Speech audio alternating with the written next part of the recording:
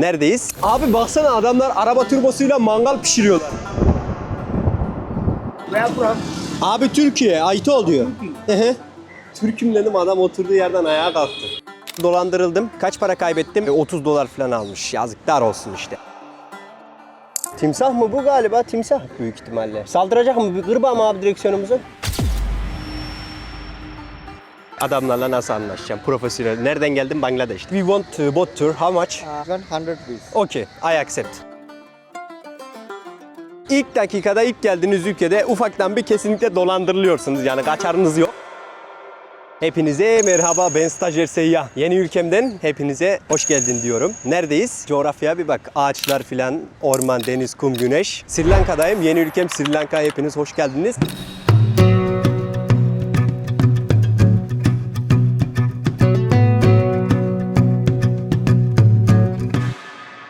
Burası yaklaşık 25 milyon nüfusa sahip bir ada ülkesi. İlk defa bu arada ada ülkesine geliyorum açıkçası. Farklı, hava çok sıcak. Mevsimi yakalayamadım galiba. Biraz acemilik oldu. Yaklaşık 35-37 derece Mayıs ayında geldim. İnanılmaz bir sıcaklık var. Devlet haber salmış Mayıs ayında falan dışarıya çıkmayın diye. Sıcaklıktan dolayı. Ama fark eder mi? Artık geldik ülkeye. Bir fil, ondan sonra ayı, mayı, timsah falan böyle bir dövüşebilirsem iyi olur. Hepiniz Sri Lanka'ya hoş geldiniz. Enflasyon sorunu çok fazla. Bir Türk lirası 7 Sri Lanka rupisi yapıyor. Bakın size paralarını göstereyim. Bu gördüğünüz kaç para? 100 Sri Lanka rupisi. Bu gördüğünüz 14 TL yapıyor Sri Lanka rupisi. Ülke yani bize göre ucuz diyebilirim açıkçası. Benim hissettiklerime göre bir taksiden gelirken havalimanında dolandırıldım. Kaç para kaybettim? Adam yani 30 dolar falan almış. Yazıklar olsun işte. O kaç kilometre yol geliyordum? 40 kilometre yol geliyordum. Bayağı dolandırdı. Acemilik. İlk dakikada, ilk geldiğiniz ülkede ufaktan bir kesinlikle dolandırılıyorsunuz. Yani kaçarınız yok. Ama geriye kalan insanlar çok sıcakkanlı. Gözlemlerimce daha hiçbir şey keşfedemedim açıkçası. Hep beraber bunu gezeceğiz, göreceğiz. Hepiniz hoş geldiniz. Böyle de bir parka geldim, lokal bir parka. Güzel bir yer.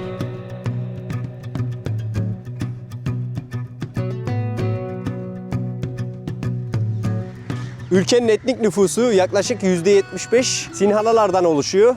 %10'u Müslümanlar, geriye kalan da Tamil, Hristiyan. Yani ülkenin etnik grubu da böyle. Budistler hepsi beraber yaşıyor. İlk defa böyle bir ülkeye geldim açıkçası. Yani etnik dinin bu kadar farklılık olduğu bir ülkede nasıl bir yaşam sürülüyor açıkçası hepimiz gözlemleyeceğiz. Çünkü daha önce hep Müslüman ülkelerinde bulundum çoğu zaman. Bu kadar dini karışık bir ülkede kolay kolay bulunmadım. Bir de ada ülkesine de hiç gitmemiştim açıkçası. Budistler, Müslümanlar, ondan sonra farklı Hristiyanlar falan. Abi çok iyi. Farklı bir ülkeyi gözlemleyebileceğimizi size söyleyeyim. Buradan videonun başından. Neticede abimden hemen dondurma alıyoruz. Parkta satıyormuş. Dükkanı görüyor musun? Bu gördüğünüz 100 para bir tanesi. 2 tane karıştırıyor. Kaç paraya veriyor? 200 Sri Lanka rupisi. 311 dolar yapıyor. Yaklaşık herhalde 20 TL falan. Türkiye. Abi I don't speak Arabic. Arabic. No Arabic. Abi we speak Turkish, you know. This I speak Dutch. Really? But we Turkish people, we speak Turkish, not Arabic. Yeah, this Keyfukalik is Arabic, you know. Arabic is keyfukalik. My country, how are you? Nasılsın? Turkish. Okay. Yeah, Turkish. Abimle biraz tartışacaktık burada da. Hemen kayık turuyla bak adamlarla nasıl anlaşacağım. Profesyonel. Nereden geldim? Bangladeş'ten. Hey brother, how are you? Hey sir, how are you? Fine. Maybe we want boat tour. How much? Adult season 100. He? This boat adult season 100 rupees. Okay, I accept. Pazarlık yok abi. Yanar adam 100 dedi. 105, 10 TL mi ne? Adam 200'e çıktı hemen. 200'e çıktı. Bir kişi 100'müş, iki kişi 200. Okay abi, we want. First pay. Sri Lanka çok ucuz bize göre.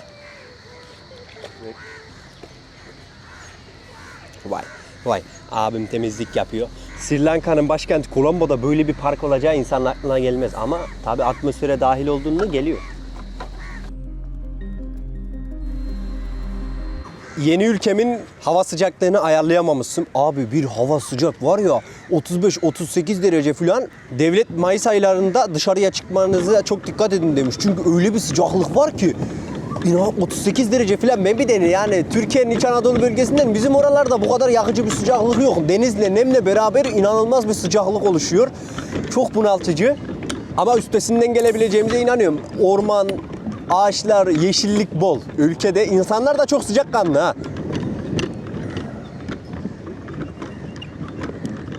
Galiba timsah var. Adam can yeleği giyer misin dedi. Ben de dedim giymem dedim. Mersem ondan dolayı galiba dedi. Timsah mı bu galiba? Timsah büyük ihtimalle. Hayatımda hiç timsah görmedim de.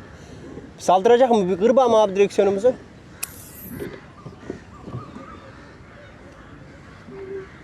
Buraya düşürsek bayağı bir sıkıntı yaşayabiliriz.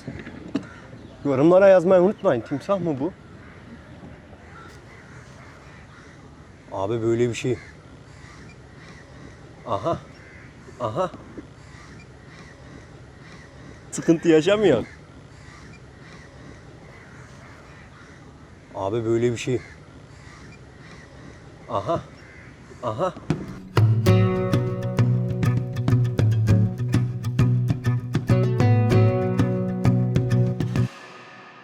Adamdan var ya ne biçim pazarlık yapacağım.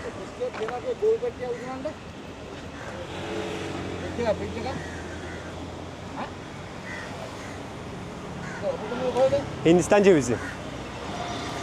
Bir tanesi kaç paraymış bakayım ben. Abi bu pan denen şeyi burada da tüketiyorlar ya. Bu Hindistan, Sri Lanka, Pakistan, Bangladeş. Bu var ya malzeme hiç gitmiyor. Abi how are you? Do you have cold water? How much? 200 Okay. Ya 2 su neredeyse 20 TL'ye tekabül ediyor. Bu arada böyle bir motor kiraladım. Bu motor bana ait. Ben international ehliyet falan almıştım. Bu gördüğünüz motoru epey dolandırılmışım. 75.000 para birimi ödemişim. Uluslararası ehliyetiniz olması gerekiyormuş falan sürebilmeniz için. Bir de trafik sömürüden dolayı galiba İngilizler bunu vermişler. Tam olarak emin değilim. İngilizler vermişler. Trafik ters şeritten akıyor bize göre. Direksiyonlar bizim Türkiye'de kullandığımızın diğer tarafında. Açıkçası biraz kullanmak zor. Motoru da hemen yeni kiraladım. 75.000 para birimine kiraladım bir aylığına. Normal fiyatı 40.000'miş gelecekleri olursa. O yüzden ona dikkat etsinler. Abi dolandırıcı turistin olduğu yerlerde çok daha fazla. Böyle bu Hindistan malı bir motor açıkçası. Yani görüyorsunuz idare eder. Yol bayağı götürür bu bizi. Ama bu kadar dolandırmasaymış iyiymiş yani. İlk acemiliğim dedim ya airport, havalimanından gelirken biraz fazla dolandırıldım. İster istemez ülkenin ilk günlerinde bazen fazla para kaybedebiliyorsunuz. Motorda da kaybettik. Trafikte sürmesi biraz zor. Bazen zorluk yaşıyorum çünkü ters şerit. Bir de benim şoförlüğüm de zayıftır yani o kadar çok iyi değil bence. Şimdi tapınağa doğru gidelim. İleride bir tapınak varmış bu motorumuzla. 1 litre benzine yaklaşık 25 kilometre falan gidiyor. Zaten deposu da 4 litrelik falan. 4 litre benzine yani 50-60 kilometre yol gidebiliyor. Neden 50-60 kilometreye düşebiliyor biliyor musunuz? Çünkü hızınıza göre değişiyor. Aslında scooter abi çok hızlı, çok benzin yakmaması lazım. Adam bana dedi ki kardeşim dedi bu 1 litreyle dedi 40 kilometre gider. Abi ben stabil 50 kilometre hızla gidiyorum. 4 litre benzin koyuyorum. Neden yani bu 60 kilometre falan gidiyor ben anlamadım açıkçası. Bazen ister istemez insanoğlu değil mi yalan söylüyor.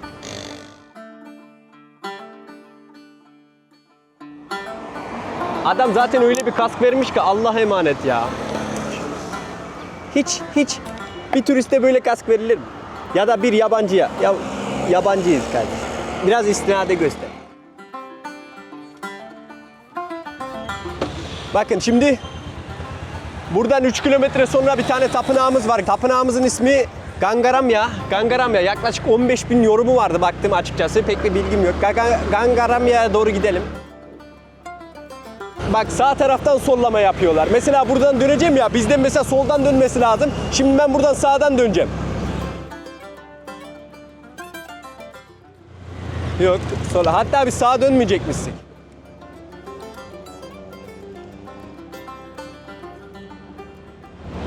Sollamayı sağ taraftan yapıyorsunuz. Trafiğin sabit akışı sol taraftan. Tuktukçuya bak. Tuktukçu dayı abi how are you? How are you? You are taxi driver ha? You are taxi driver? Nice. Some tuk-tuk driver scam me. Abi I like your tuk-tuk. Nice. Yeah. Salary 1 month.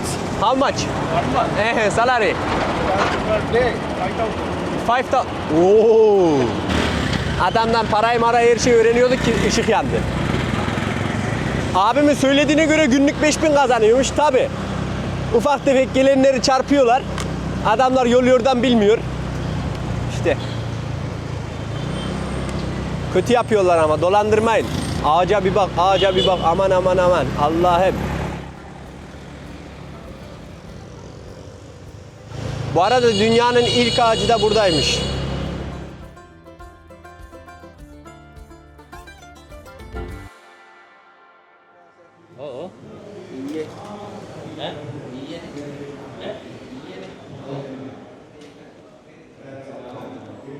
Abi içeriye girdik. Ayakkabımızı, çorabımızı, moramızı her şeyi çıkarttık.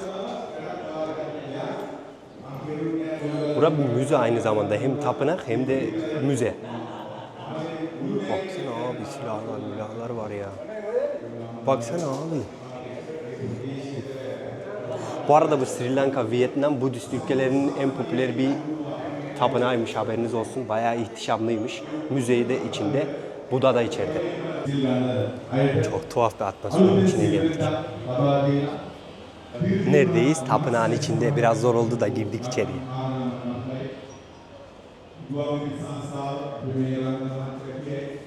Bu heykellerin hepsi, burası bir müze bu arada. Daha tapınağın öteki tarafı bayağı popüler bir yer burası. Bozkurt işareti yapmış baksana. Aynen. Eli bozkurt işareti yapmış. Tarihten belli var yani. Böyle bozkurt işareti falan tarihten belli bir işaret var. Sen işte okey ya. Adamlar o kadar bunalmış ki abi, adama diyorum abi içeri girebilir miyim adam. Budizm dininde ışıklar hep bir ayrı kapsıyor. Her tarafta ışıklar, renkler, süsler.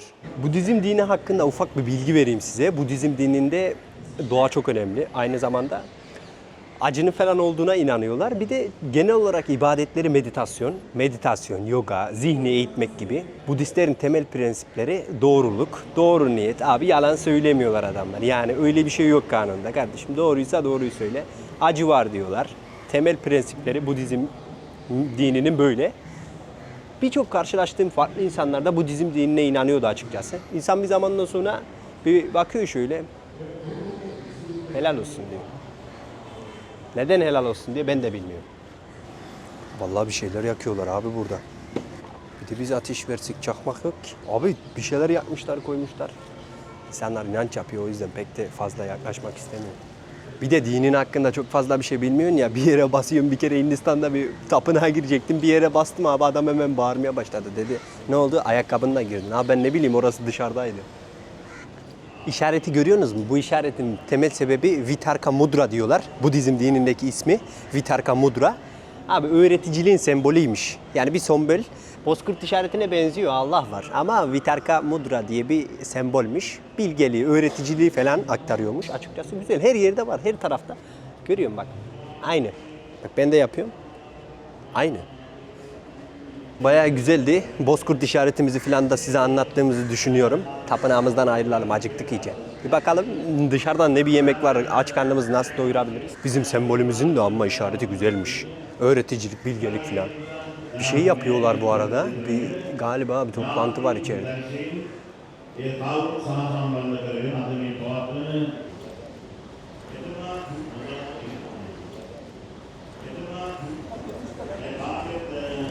İçeride ayakkabıyı neden çıkartıyorlar açıkçası daha anlam verebilmiş değilim. İçeride çıkartmalar tamam neyse, çok olmadık yerde bile çıkartıyorlar.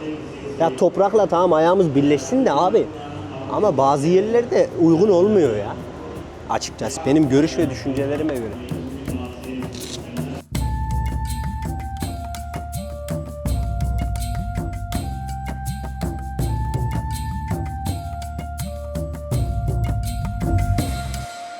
Ortalık bir anda var ya, ambulans geldi, karıştı.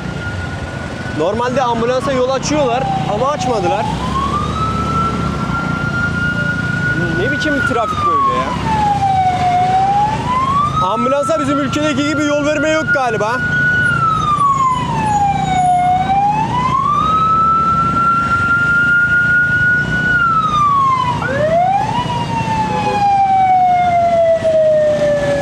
Abi bu adam boşuna mı öttürüyor ya?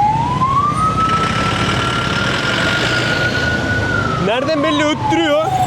Kimse yol vermedi. Trafik çok kötü yani. Kolombo'da rezalet. Yemek yemeye gidecektik. Yaklaşık 3 kilometre kaç saat sürdü? Otobüsler tam beni 5 kere sıkıştırdılar. Böyle bir yere geldim. Muhtemelen burası Müslümanların bölgesi. Şurada bir yerde yemek yiyeceğim. Şimdi Budist ülke olduğu için domuz eti çok fazla.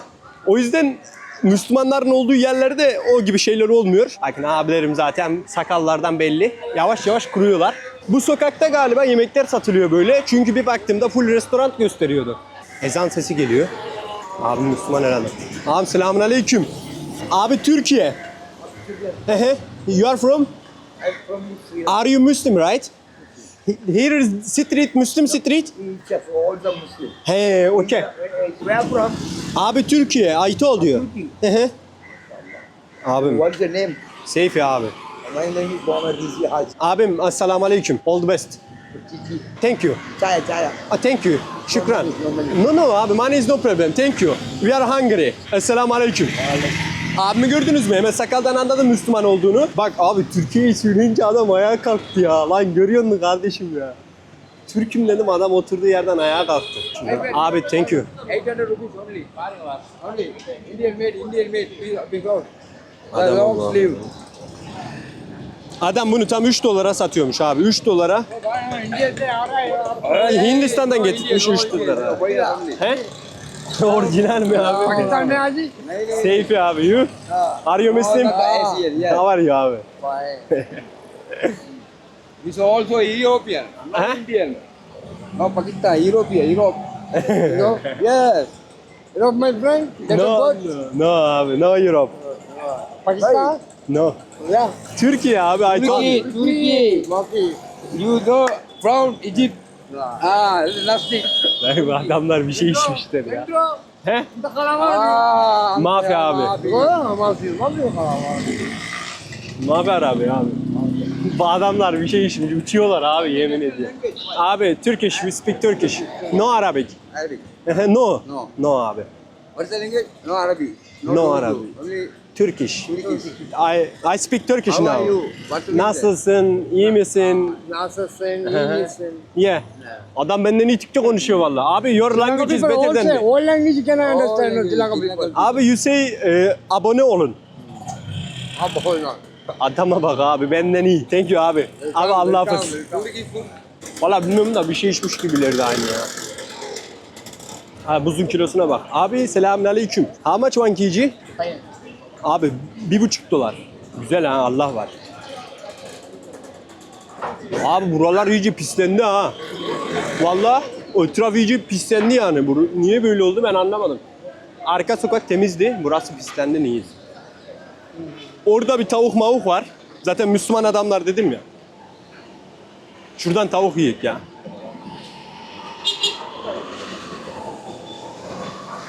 Vay be. Adam tavuk pişirme sistemine bak. Hey brother, how much one?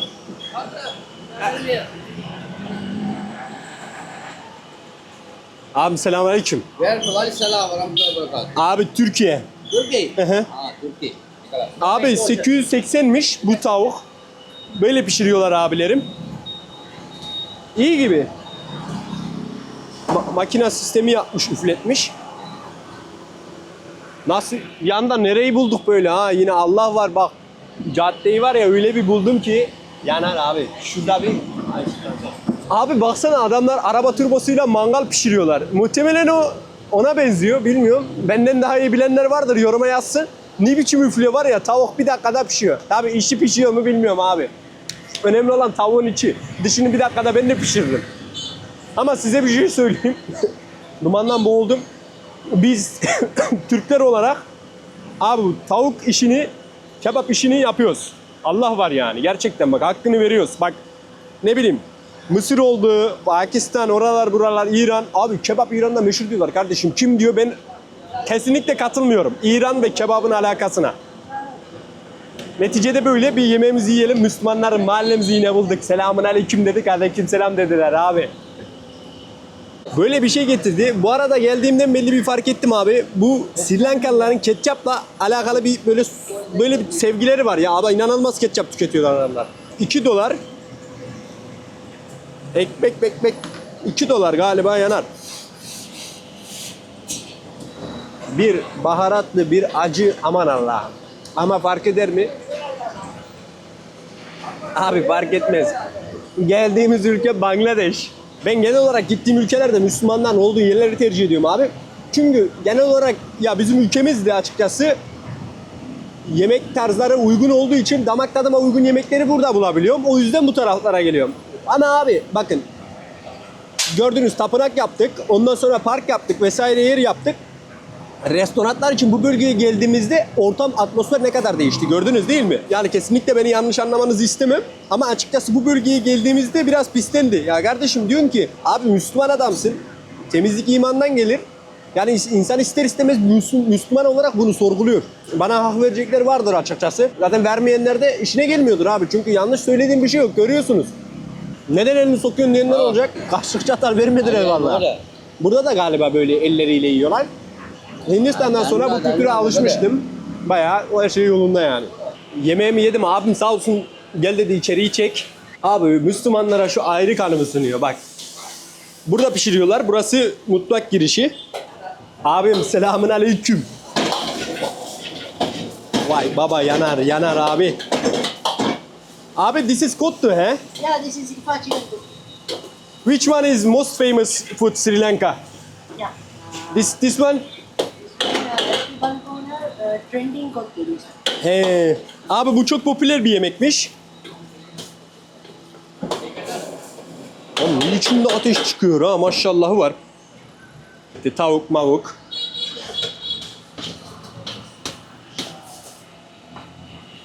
How much this one you know? This 1,440. Abi 1400. Bu So you can try this. abi thank you really. Vay abim. Right. Abi this is good ha? This is good. It's spicy, hot. Maybe I need to wait. Abilerim sağ olsun ikram ettiler. Bakın böyle bir şey marullu filan. Ekmek var. Abi vegetable, bread, everything mix ha? Oo abi. Okay. And this is the way we are served. Oo. This is the Ifa chicken. This is the Arabic style chicken Maşallah abi. with the mayonnaise and the cheese sauce. Abi daha da çok güzel yemin ediyorum vallahi bak. Abi perfect. Thank you. Okay, sir. Abi tadı çok iyi. Vallahi var ya bir bakayım bu sokağa. Eğer uygun oldum bir geleyim aç oldum mu yiyeyim. Brother thank you. Yemeğimizi yedik. Şimdi burada çok popüler bir içecek varmış. Burada bir tane adam bize yapsın da içecek. Böyle bir tezgah var. Bu çok popüler bir şey. Bakalım abi bize bir tane ayarlasın. One shot diye bir şey diyorlar. Aslında ben bunu deneyecektim. Bir türlü aklıma gelmişti de nerede bulacağımı bilemiyordum. Burada varmış bir tane deneyim. Abi selamünaleyküm. Can I buy one shot? Alaikum salam. 1 dolarmış. Abim de biraz... Bak hele böyle bir şey yapıyor. Abi mavi bir şey koydu vallahi neyse. Bardağımızı yıkadı sağ olsun iyi adam. Ha bu gazozla yapılıyor galiba. Bu Türkçe'de ne demek biliyor musunuz? One shot. Bir defada dikmen lazım. Tek vuruş yani. Tek atış. Bunu tekte içmen lazım. Galiba öyle bir spesyal. Aslında bir şeyleri tuz kattı galiba. Eleman büyük ihtimalle onu onun içine attığında ben onu var ya yok edeceğim abi. Abi yanar. Yes, ready, huh? Hı hı. Okay. Abi. Yes, ready.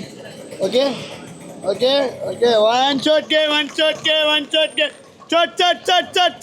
पानी में घर छोड़ देगा. Baba bu ne öyle be? Abi içeceğin niye böyle şey yapmaya gerek var? Abi ne yaptı biliyor musunuz? Size olayı açıklayayım. Bu gördüğünüz gazoz. Bu gördüğünüz mavi jel gibi bir şey. Tuzla gazoz karışınca bir anda o mavi jelle beraber puf taştı. Yani mentos gibi bir şey var yani gazozun içine atarsın patlar. Asitten dolayı böyle oldu. İyiydi. Bizim Niğde gazozu yapmaz ama çok güzeldi. Bu burada Sri Lanka'da çok popüler. Eyvallah adam sağ olsun. Bağırdı da bir şeyler yaptı. Abim şu tek gör. Assalamualaikum. Abim nasıl? How are you? Türkiye. Ehe. Baba adamlar Müslüman adamlar. Türkiye olduğumuzu söyleyince yanıyorlar. Bu caddede bu arada full sokak yemekleri satıyorlarmış. Hep de Müslüman insanlar yaşıyormuş. Orada yemek yediğim adam söyledi. Güzel adamlar. Hep selamun aleykümüzü kullanabiliriz. Ben havalimanından hem gelirken diyordum abi. Adamlar çok farklı bakıyordu, Budistler büyük ihtimalle. Ama burada hiç yabancılık çekmedim açıkçası. Böyle biz motorumuzu oraya park ettiydik. Oraya kadar gidelim. Sri Lanka'mızın ilk bölümü de böyle. Nasıl olmuştur? Orada bir konuşma, değerlendirme yapalım. Burada da yemek satıyorlar işte. Bakın abi kırmızı tavuk. Tavukların böyle olmasının sebebi adamlar sos kullanıyor ha. Sostan dolayı böyle kıpkırmızı oluyor. Abim selamünaleyküm. Adam sos kullandığından dolayı öyle oluyor abi. Tavuklar normalde beyaz tavuk biliyorsunuz. Yani bildiğimiz şu kırk yapan var ya ondan. Sosu katıyorlar öyle oluyor. Biryani de var burada çok güzel bir şekilde.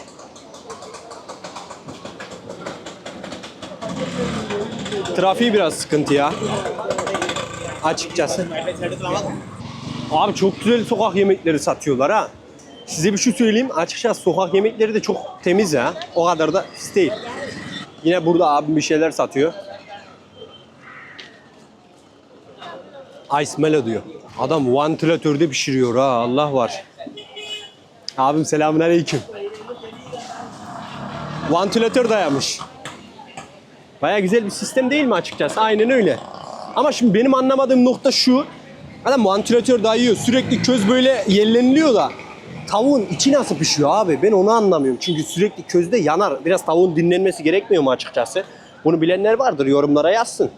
Camimizi görüyorsunuz. Bayağı kişi namaz kıldı. Akşam namazını aradan çıkarttılar abilerim. Gördüm bayağı.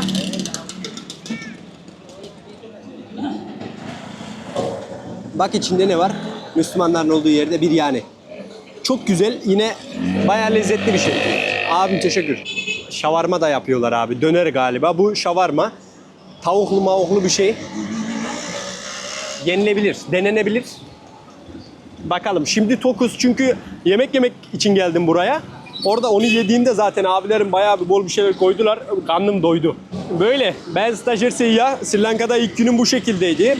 Umarım güzel bir bölüm olmuştur. Sizlere bir şeyleri gösterebilmişimdir. Videoyu beğendiyseniz beğenmeyi unutmayın. Eğer paylaşırsanız da bana çok büyük destek olmuş olursunuz. Yani insanlara erişmiş oluruz. Onlar izlerler. Biz de burada aç karnımızı doyururuz. Böyle kendinize çok iyi bakın. Ben stajyer seyyah. Umarım bir sonraki bölümlerde görüşürüz. Sizlere bir şeyler gösterebilmişimdir. Hoşça kalın.